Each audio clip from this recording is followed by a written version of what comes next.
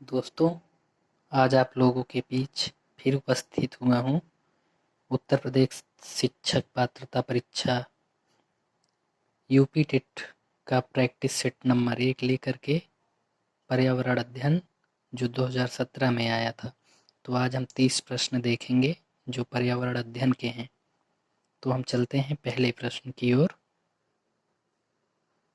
संविधान सभा ने राष्ट्रीय गान को अपनाया। संविधान सभा ने राष्ट्रीय गान को अपनाया, पहला प्रश्न है।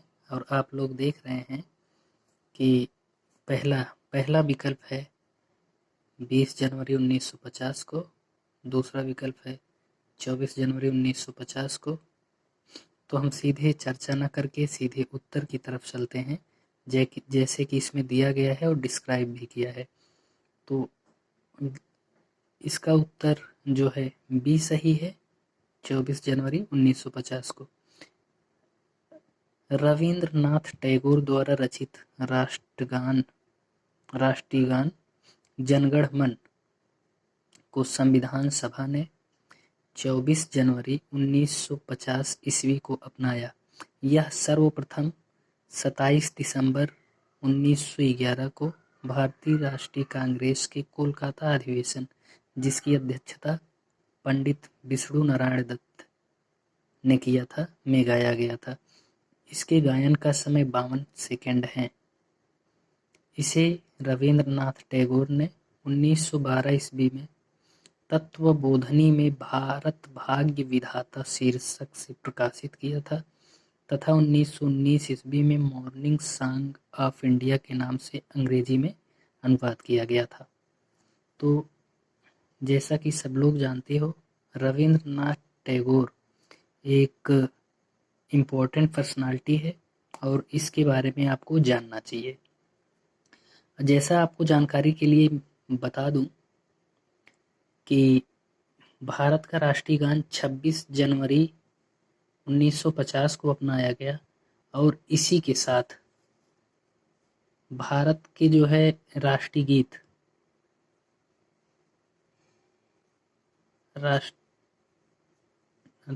गीत को भी इसी दिन अपनाया गया था। तो आप ये भी ध्यान देना कि हमारी जो है गणतंत्र दिवस पर उसके ठीक 2 दिन पहले हमारा राष्ट्रीय गान और राष्ट्रीय गीत दोनों को अपनाया गया था। और इस चीज को आप ध्यान रखेंगे, दोनों प्रश्न बहुत इंपॉर्टेंट हैं। अगले प्रश्न की ओर चलते हैं हम। पुष्कर मेला कहाँ आयोजित किया जाता है? पुष्कर मेला, जैसा कि आप सब लोग जानते हो, यह राजस्थान के अजमेर में आयोजित किया जाता है। पुष्कर मेला राजस्थान के अजमेर में आयोजित किया जाता है। अजमेर से 11 किलोमीटर दूर हिंदुओं का एक प्रसिद्ध तीर्थ स्थल पुष्कर है। यहाँ पर ब्रह्मा का मंदिर है। मोस्ट इम्पोर्टेंट, यहाँ पर ब्रह्मा का मंदिर है। यहाँ पर कार्तिक पूर्णिमा को मेला लगता है, जिसमें बड़ी संख्या में विदेशी पर्यटक आते हैं। हजारों हिंदू लोग इस मेले में आते हैं और अपने को पवित्र करने के लिए पुष्कर झील में स्नान करते हैं। इस समय यहाँ पर पशु मेला आयोजित किया जाता है। हर साल कार्तिक महीने में लगने वाला पुष्कर ऊंट मेले ने इस जगह को दुनिया में अलग ही पहचान दे दी। मेले के समय पुष्कर में कई राजस्थानी संस्कृतियां का मिलान सा देखने को मिलता है। तो यह पुष्कर ऊंट मेले के लिए पूरे विश्व में विख्यात है और यहाँ एक ब्रह्मा का मंदिर है और यह कार्तिक पूर्णिमा को मेला लगता है। अब तीसरे प्रश्न की तरफ चलते हैं हम। निम्नलिखित परावैंगिक किरणों में से कौन सा अधिक हानिकारक है? Answer C, UVC. सूर्य से आने वाली परावैंगिक किरणें हानिकारक होती हैं। सब लोग जानते हो कि अल्ट्रावायलेट किरणें जो सूर्य से निकल के आती हैं वो बहुत ही घातक होती हैं। सूर्य की परावैंगिक किरणों को सामान्यतः उनके तरंगदैर्घ्य के आधार पर 3 वर्गों में बांटा गया है, यूवीए, यूवीबी और यूवीसी। इन किरणों में यूवीसी सबसे अधिक खतरनाक होती है, लेकिन ये किरणें पृथ्वी के धरातल तक नहीं पहुंच पाती हैं, क्योंकि इनका अवशोषण ओजोन परत द्वारा हो जाता है। तो ये ओजोन परत बहुत इम्पोर्टेंट है। आप लोगों से ओजोन परत को लेकर के कई प्रश्न पूछे जाते हैं। इसे पृथ्वी का रक्षा कवच भी कहा जाता है। यूवीए एवं यूवीबी किरणों का त्वचा पर हानिकारक प्रभाव पड़ता है। यूवीबी से जीवधारियों में निम्नलिखित प्रभाव पड़ते हैं: जीन परिवर्तन, पौधों की वृद्धि में रुकावट, त्वचा कैंसर, मोतियाबिंद, प्रतिरक्षा तंत्र का कम होना, सनबर्न आदि। चौथा प्रश्न हम देखते हैं, निम्नलिखित में से कौन सा जैवमंडल का अजैविक घटक नहीं है? तो जैवमंडल के जो घटक होते हैं, जैविक होता है एक अजैविक होता है। तो इसमें आप देख रहे हो कवक, उत्तर सी। कवक जैवमंडल का अजैविक घटक नहीं है। यह अत्यंत महत्वपूर्ण जैविक घटक है जो प्रायः उत्पादक तथा उपभोक्ताओं के मृत्यु के पश्चात उनके शरीर का अपघटन करते हैं तथा इनमें निम्नलिखित साधारण पदार्थों द्वारा अपना भोजन एवं ऊर्जा प्राप्त करते हैं। ऐसे निर्जीव पदार्थ को जीवों को किसी न किसी रूप में प्रभावित करते हैं, अजैविक घटक कहलाते हैं। उदाहरण: मृदा, हवा, जल, कार्बनिक पदार्थ, प्रोटीन, कार्बोहाइड्रेट तथा अकार्बनिक पदार्थ, नाइट्रोजन, फास्फोरस, सल्फर आदि। ये सब जो होते हैं अजैविक घटक होते हैं। गिरि शेर परियोजना अवस्थित है। गिरि जो है एशियाई सिंहों का घर कहा जाता है। यह गुजरात में स्थित है और गुजरात का गिर अभयारण्य, जिसे 1973 में राष्ट्रीय उद्यान घोषित किया गया, यह परियोजना गुजरात के जूनागढ़ जिले में स्थित है। यह एकमात्र ऐसा उद्यान है जहां एशियाई शेर पाए जाते हैं। गिर सिंह परियोजना केंद्र सरकार की मदद से प्रारंभ की गई थी। इम्पोर्टेंट प्रश्न है पर्यावरण की दृष्टि से, याद रखें। छठवां प्रश्न, WWF से आशय है? तो world wild life fund. WWF से आशय वर्ल्ड वाइल्ड लाइफ फंड विश्व वन जीव कोष है। सन 1962 में IUCN के सहायक संगठन विश्व वन्य जीव कोष WWF की स्थापना की गई। इस संगठन का मुख्यालय ग्लैंड, स्विट्जरलैंड में है। इसका प्रतीक चिन्ह विलुप्त प्राणी ज्वाइंट पांडा है। यह संगठन अंतर्राष्ट्रीय स्तर पर वन्य जीवों की देखभाल पर नजर रखती है तथा उसके रखरखाव संबंधी मानदंडों को पूरा करने में विभिन्न देशों तथा एजेंसियों को वित्तीय सहायता उपलब्ध कराती है। जैसा कि आप लोग जानते हो, IUCN जो होती है एक ऐसी संस्था है जिसमें जो जीव जो है संकटग्रस्त होते हैं उनके लिए डाटा सूची जारी करती है। 7वां प्रश्न, गंगा नदी निकलती है। गंगा नदी आप देख रहे हैं गंगोत्री ग्लेशियर से। सांस्कृतिक महत्व की दृष्टि से गंगा भारत की सबसे महत्वपूर्ण नदी है। गंगा का उद्गम उत्तराखंड के उत्तरकाशी जनपद की 3900 मीटर की ऊंचाई पर स्थित गोमुख के निकट गंगोत्री हिमानी या गंगोत्री ग्लेशियर से होता है। यहाँ इसे भागीरथी कहते हैं। देवप्रयाग में भागीरथी अलकनंदा से मिलती है। इसके बाद दोनों की संयुक्त धारा को गंगा के नाम से जाना जाता है। यह भारत की सबसे लंबी नदी 2525 किमी है, जो भारत के 5 राज्यों उत्तराखंड, उत्तर प्रदेश, बिहार, झारखंड, पश्चिम बंगाल से होकर गुजरती है। पश्चिम बंगाल में फरक्का नामक स्थान पर बांग्लादेश में प्रवेश करती है, जहां इसे पद्मा नाम से जाना जाता है। बांग्लादेश में यह ब्रह्मपुत्र से मिलती है, फिर वह संयुक्त धारा मेघना में मिल जाती है और सागर द्वीप के समीप बंगाल की खाड़ी में गिरती है। 8वां प्रश्न, भारत में निम्नलिखित में से कौन सी एजेंसी मुख्य रूप से प्रदूषक के मापन से संबंधित है? केंद्रीय प्रदूषण नियंत्रण बोर्ड, भारत में केंद्रीय प्रदूषण नियंत्रण बोर्ड मुख्य रूप से प्रदूषण के मापन से संबंधित है। जल एवं वायु प्रदूषण के मूल्यांकन, निगरानी और नियंत्रण के लिए केंद्रीय प्रदूषण नियंत्रण बोर्ड एक शीर्षस्थ राष्ट्रीय संस्था है। यह बोर्ड जल, वायु और ध्वनि प्रदूषण से संबंधित समस्त सेवाओं की रोकथाम और नियंत्रण के लिए सलाह देता है तथा मंत्रालय को तकनीकी सेवा प्रदान करता है। अगला प्रश्न देखते हैं हम। 9वां, कोटोपैक्सी एक जागृत ज्वालामुखी है। कोटोपैक्सी जो है दक्षिण अमेरिका के एंडीज पर्वतमाला में स्थित है। यह विश्व का सबसे ऊंचा ज्वालामुखी पर्वत है जो दक्षिण अमेरिका महाद्वीप के इक्वाडोर में एंडीज पर्वतमाला पर उपस्थित है। तिब्बत की सांगपो नदी भारत में किस नाम से जानी जाती है?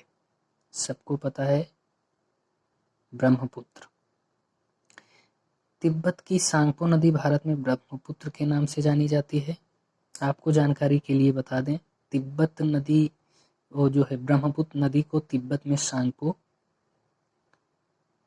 चीन में यारलंगझांग और भारत के जो है जैसी भारत में आती है असम के क्षेत्र में, यहाँ इसका नाम ब्रह्मपुत्र हो जाता है। और जैसी बांग्लादेश में पहुँचती है वहाँ इसे जो है जमुना के नाम से जानते हैं। और इसमें जहाँ गंगा नदी की धारा के मिल जाती है तब दोनों मेघना के नाम से संयुक्त धारा के रूप में बहती हैं। घास भूमि क्षेत्र के परितंत्र की खाद्य श्रृंखला में सबसे उच्च स्तर के उपभोक्ता होते हैं।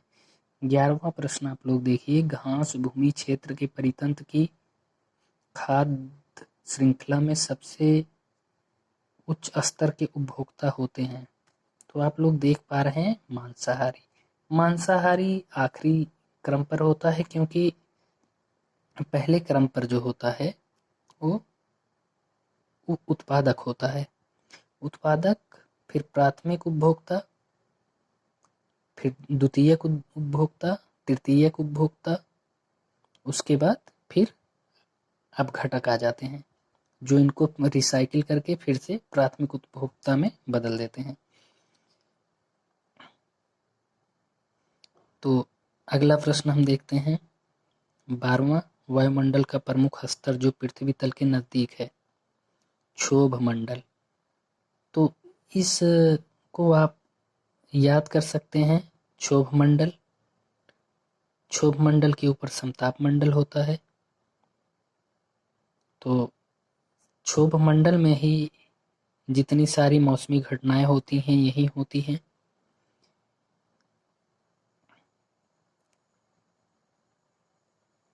इस मंडल में प्रत्येक किमी पर 6.5 डिग्री तापमान घट जाता है। अगले प्रश्न की तरफ चलते हैं हम। संयुक्त राष्ट्र सुरक्षा परिषद में कितने अस्थायी सदस्य हैं? तो ये भी इम्पोर्टेंट प्रश्न है। संयुक्त राष्ट्र सुरक्षा परिषद में पहले 6 अस्थायी सदस्य, नहीं सॉरी क्षमा करिएगा, इसकी 6 जो है 6 भाग हैं संयुक्त राष्ट्र सभा के। इसकी अस्थायी सदस्यों की संख्या 5 है जिसमें अमेरिका, रूस, ब्रिटेन, फ्रांस और चीन है। और इसके 10 अस्थायी सदस्य हैं जिनका कार्यकाल 2 वर्षों के लिए होता है। अगले प्रश्न की तरफ चलते हैं हम। प्रश्न नंबर 14, सरिस्का राष्ट्रीय उद्यान अवस्थित है। तो सरिस्का राष्ट्रीय उद्यान जो है जैसा कि आप जान रहे हैं राजस्थान में स्थित है। सरिस्का राष्ट्रीय उद्यान राजस्थान के अलवर में अवस्थित है। इसे 1958 में वन्य जीव अभ्यारण्य घोषित किया गया तथा 1979 में टाइगर रिजर्व के रूप में प्रोजेक्ट टाइगर में शामिल किया गया। तो आप लोगों को प्रोजेक्ट टाइगर भी बहुत पूछा जाता है, तो आप लोग इसे याद रखिएगा। प्रोजेक्ट टाइगर की शुरुआत 1773 ईस्वी में हुई थी। ये बहुत इम्पोर्टेंट प्रश्न है पर्यावरण की दृष्टि से। प्रश्न संख्या हम 15 पर चलते हैं। पारिस्थितिकी तंत्र में ऊर्जा का मुख्य स्रोत है सूर्य का प्रकाश। विकल्प बी सही है बिल्कुल। पारिस्थितिकी तंत्र में सूर्य जो है ऊर्जा का मुख्य स्रोत होता है, क्योंकि जितने भी जीवमंडल में जितनी भी चीजें उपस्थित हैं सबका स्रोत सूर्य ही होता है। क्योंकि ऐसा कहा जाता है कि जब तक सूर्य है तब तक पृथ्वी है और उस पर मानव जीवन है या उस पर जीवन है। तो अगला प्रश्न आप देखेंगे एगमार्क। प्रश्न संख्या 16। एगमार्क का संबंध है। एगमार्क का संबंध गुणवत्ता से है। आप लोग इस प्रश्न को देखते हैं, जो आम दिनचर्या की चीजें होती हैं उसमें एगमार्क लगा होता है। जैसे आप कई सारी चीजें खरीदते हैं, तेल, कुछ भी जो है खाने की चीजें में ऐसी जो है खाद्य पदार्थ, उस पर एगमार्क का एक निशान बना होता है जो इसकी शुद्धता का मानक होता है। यह भारत सरकार के खाद्य मंत्रालय द्वारा दिया जाता है। इस मार्क के मिल जाने से विक्रेता को अपने उत्पाद की शुद्धता को प्रमाणित करने के लिए मेहनत नहीं करनी पड़ती। प्रश्न 17। आर्सेनिक द्वारा जल प्रदूषण सर्वाधिक है पश्चिम बंगाल में। भारत के गंगा ब्रह्मपुत्र के मैदानी इलाकों तथा बांग्लादेश के पद्मा मेघना के मैदानी इलाकों में भूमिगत जल आर्सेनिक प्रदूषण से अत्यधिक ग्रस्त है।